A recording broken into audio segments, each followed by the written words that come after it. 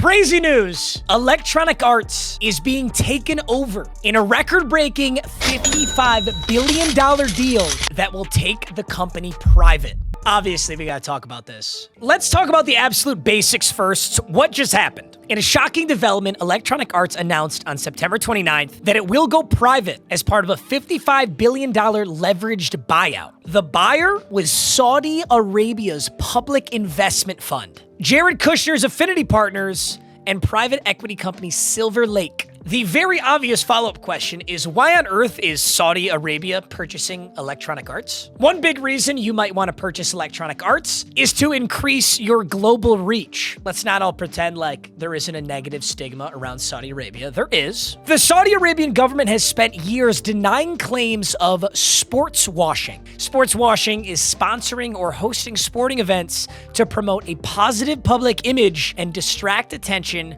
from human rights issues. Now, this is just the opinion of this journalist. I'm not going to sit here and tell you I know anything about Saudi Arabia because I just don't. But it did remind me of a different story. When Tiger Woods turned down an offer in the neighborhood of $700 to $800 million when he was approached to join Live Golf.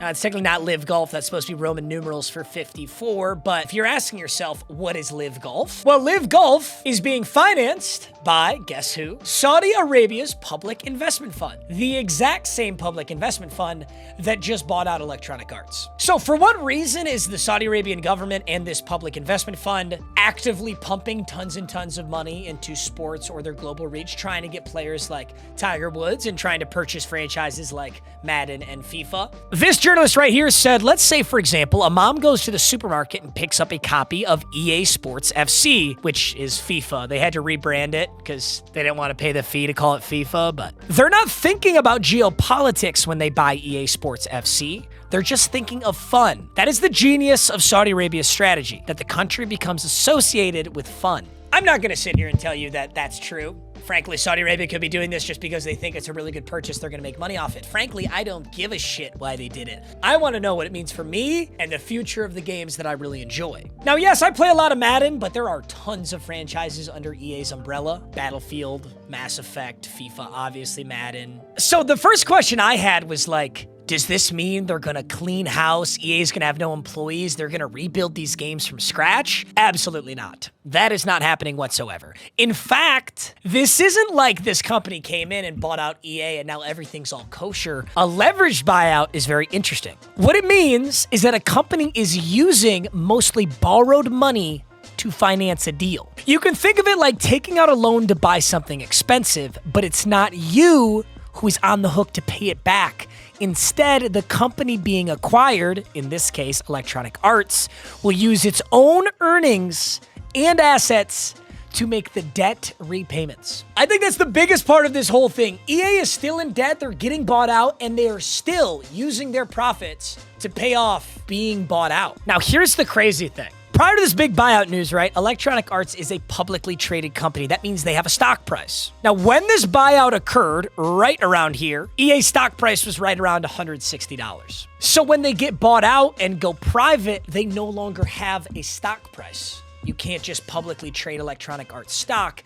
I was thinking in my head, that's such a good thing. How amazing. EA's going private. They're not incentivized to run up shareholder value. They're not incentivized to make that stock price go up forever. Maybe they'll stop being so fucking greedy. But now that I realize this is a leveraged buyout and EA is going to need to continue to use its own earnings to make debt repayments to the Saudis, I don't think shit's going to change. In fact, I think it might get worse. It legitimately might get worse. The terms of the EA deal revealed in regulatory filings that EA is on the hook for $20 billion in debt financing, which is such a fucking hilarious thought to me. They put the least effort into video games out of any publisher. They literally have the most ridiculous microtransaction model you'll ever seen. Madden is a broken, glitchy, sad excuse of a video game, and yet you'll always be able to buy points. You can always spend cash on that game. These kids spend thousands and thousands and thousands of dollars, myself included, to get the best teams in the game, and they're still $20 billion in debt? What are you spending your money on? Obviously, I'm talking a lot of shit because I'm pretty amped up about this, but it was said that EA has a solid cash flow, about $2 billion per year, and the cash will be used to pay down the debt and service the interest. It was also suggested that the PIF, which is that public investment fund of Saudi Arabia, may look to enhance EA's mobile business to help reach the goal. That doesn't mean much for me in the games I play. Maybe Madden Mobile makes a comeback, right? When the $20 billion debt detail was divulged, people quickly worried about EA looking to enact an aggressive cost-cutting program. It remains to be seen if that will happen, but Barr said that EA may look to cut costs in general following the deal closing. So let me just make this really clear. If you thought that these people buying out EA was going to save the franchise, they're going to build everything from the ground up and they're going to make these games amazing, you're out of your mind. In fact, it may go the opposite. We may see in the following year, EA be more greedy and more aggressive than they have ever been. Can you even visualize that? I can't. I don't know how to visualize that because I already look at the games that I play and I think, God, these people just don't care about me at all. They don't care about us at all. I was playing Madden Superstar the other day. You can't even run no huddle. You realize no huddle is a crucial factor of every NFL game I've ever watched in my whole life. The auction house didn't work for 48 hours. Franchise has the worst user. They're still using the same user interface since 2002. I know games that run on an Atari that have a better user interface than Madden in the big 2025. Shit talking aside, dude. I saw the headline and I was so geeked up, but now I'm worried. Now, I wanted to put this buyout in parallel with another buyout so that we could try to understand, like, what are the actual ramifications? Instead of just sitting here and predicting what's going to happen, let's go look at a separate buyout. In 2022, Microsoft purchased Activision Blizzard. Microsoft already had this huge library of video games that were under their umbrella. And when they bought out Activision Blizzard, this was now 3 years ago, that gave them IP for Call of Duty, Overwatch, Diablo, Warcraft. The huge difference here is there's a lot of synergy. Microsoft buying Activision Blizzard kind of makes sense. They've already got this big cloud gaming thing going on. They acquire all this IP. This is a symbiotic relationship. You can think that this would go well. Now, frankly, since this has occurred, not that much has changed in these games. In fact, for most people, I'm sure almost nothing has really changed in these games. The interesting thing about this buyout, though, is it set off red alerts for the Federal Trade Commission, the FTC, whose job is basically to prevent monopolies. They were worried that when Microsoft buys out Activision Blizzard, they're going to monopolize cloud gaming. The deal was also criticized as it was believed to lead to higher prices, fewer choices, or less innovation for UK gamers. This is a UK article, but it's all the same shit. Either way, it all worked out, and there really wasn't much of a difference. I think that the huge determining factor here that changes this deal is this isn't Microsoft buying out Electronic Arts. It's literally a Saudi Arabian hedge fund, more or less. Like, what a bizarre turn of events. I think this sums it up really, really well. Public companies have their disadvantages too, particularly for consumers in creative and entertainment industries. Shareholder primacy. The theory that delivering value to shareholders should be the singular principle guiding corporate strategy is the era's prevailing economic philosophy. That might be a lot of word salad, and it is. But if you're a company like Walmart and you're trying to maximize profits, that makes sense to me. Like, you kind of have to, right? But when you're a company like Electronic Arts who's making a video game, which is supposed to be entertainment, it's almost like an art. So to maximize profit is at the expense of literally all of us, and it has been for years. We all know that. The microtransaction models, the dog shit games that they spit out year after year. And I want to emphasize this point first and foremost. This is not the developers' fault. This is not the people who work at EA's fault. It's not as if the developers of Madden are sitting around circle jerking each other and just not doing their job. It's the fact that the CEO and the goal of Electronic Arts has always been, let's just deliver the most value to shareholders. And if we can cut costs by not improving this game at all, shitting out a shitty product and marketing it really heavily and just giving them the same thing year over year, and they're just going to keep beating it up, then we're going to keep doing that. And we're going to pump microtransactions even harder because these rich whales are just going to eat it up and eat it up. That's not the developer's fault. The initial news that EA will be transitioning to private could have an appeal, but while EA won't be subject to the whims of the stock market, private equity ownership presents its own pitfalls. A private equity firm, like this Saudi Arabian one, will buy or take a stake in an established company with strong long-term growth potential. But they will have areas that can be improved to create value for the investors. In EA's case, she said some Wall Street analysts identify mobile revenue as an area where the company has room to grow. So there's two ways to think about that statement. Does this Saudi Arabian firm look at a franchise like Madden or FIFA and say, hey, you guys have been making a shitty product year after year. If we just broke this thing down and made it good, we might make more money in the future. I find that incredibly unlikely. I think they're going to look at those franchises and go, wow, that's free money. Why don't we focus on making mobile microtransaction revenue? Ostensibly, the goal of a private equity acquisition is to optimize the bought-out company's performance for long-term returns, tapping underutilized potential like EA's mobile business to increase profits. This isn't an angel swooping in and saving the day like I think a lot of people on the internet thought. This is the initial post that I'm referencing and why so many people I think on social media are going to be disappointed to realize just how wrong they are. Let's just take a look at all these top comments. Does this mean Madden will be playable now? Hopefully they can make a good Madden. Make FIFA better again. Eventually the government's got to get involved and stop letting companies be sold to Saudi Arabia. What does this mean for the Cardi Tour? Hopefully they could fix literally every game. I hate to break it to you. I just don't think that's what's going to happen. I mean, I don't know, though. Like, let's be clear. This is also just my opinion. It is completely possible that the firm looks at all the games EA has made and said, wow, they put out a dog shit product year over year. This is bizarre. Why don't we make these good? That is an option that is on the table. I find it super unlikely. Now, on Electronic Arts' homepage are the press release details, and one big thing that's not being reported on is when this actually occurs. So EA announced their agreement to be acquired by PIF, Silver Lake, and Affinity Partners for $55 billion. Okay. Stockholders to receive $210 per share in cash, representing a 25% premium to unaffected share price. Now, this is really interesting. So when this buyout occurred, EA's share price was $168? Yeah, $168. In order to pull off this buyout, because a bunch of people own EA stock, they're all going to get $210 per share of EA stock. It's actually pretty cool. Like, I own EA stock. So rather than, if I were to have sold my EA stock yesterday at $165, I'm going to get $210 per share. Now, the transaction was approved by EA's board of directors, and it is expected to close in Q1 of the fiscal year 27. That is 2027. We are so far from this occurring.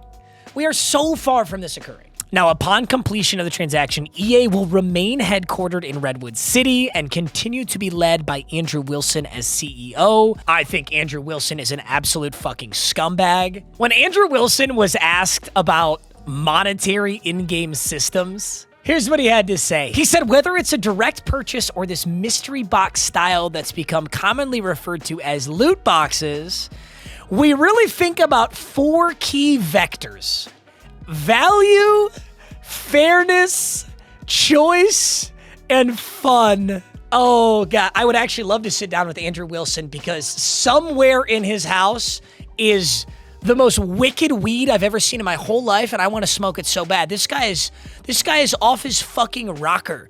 You think there is value, fairness, choice, and fun in the microtransaction model that is implemented in every Electronic Arts game? You can literally purchase winning in online head-to-head. It is the only game that you can do it in. In Fortnite, one of the best video games of the last 10 years, all that you can purchase is cosmetic upgrades. In Madden, any fucking moron with $10,000 of disposable income can buy the best team in the game and dominate online head-to-head, and 4 weeks later, their team will be obsolete because even better cards came out, so you should just drop another 10 grand. They even have implemented this in the pro scene. They play Ultimate Team in Madden Professional now. This is a Madden Pro game right here. That is Drake May. That is Saquon Barkley. You get my point. In the highest level of head-to-head competitive Madden, they make their pro players spend real money to build the best possible team to compete with. It's not even NFL teams playing each other. It's literally fucking Drake May on the Cowboys and Saquon Barkley on the Cowboys. And they do not provide these rosters to players. They are actually told to buy them with their own money. And Andrew Wilson believes that he thought about his 4 vectors when he did this: value, fairness, choice, and fun. We've got some live service businesses that are microtransaction fueled that have some of the highest sentiment and highest engagement in the industry. Listen, you might have cornered the market. You might be the only company who's allowed to make Madden, but you are smoking dick if you think Madden has the high... I don't know what game he's referencing, because there's nobody who plays FIFA that believes this, and there's nobody who plays Madden or Chell or any game, any sports game made by EA that believes they have the highest sentiment. All right, we've talked about a lot, so let's wrap this whole thing up. EA was sold. They'll be going private in 2027, which is kind of far from now. In the best case scenario, I think we can take this look at it. This is a former EA employee saying that EA has amazing creative teams, and hopefully this will give them the chance to really utilize that creativity and take some risks. Now, don't get me wrong, dates, she's talking about deadlines here, deadlines for completing a game, are important for focusing, but sometimes you just need more time. If EA does indeed go private, this is prior to the confirmed acquisition, the company would no longer be beholden to the market at large and subject to everything that comes with being a publicly traded company. This in turn could allow EA to focus less on meeting quarterly financial targets and more on long-term strategies and investments. I think that is the best case scenario. If EA is not beholden to these dates, if they don't have to drop a Madden every single year, if they can really sit down and rebuild these games from scratch, they could actually be amazing. It is possible. That's the best case scenario. Now, I think the worst case scenario is this. This private investment fund could be a hands-off owner. So in 2023, the PIF acquired Scopely for $5 billion. I'm not entirely sure what Scopely is, but it was noted that the company experienced no relocation, no mass layoffs, and that the PIF appears to be a relatively hands-off owner of the assets it acquires. Apparently, Scopely oversees Monopoly Go.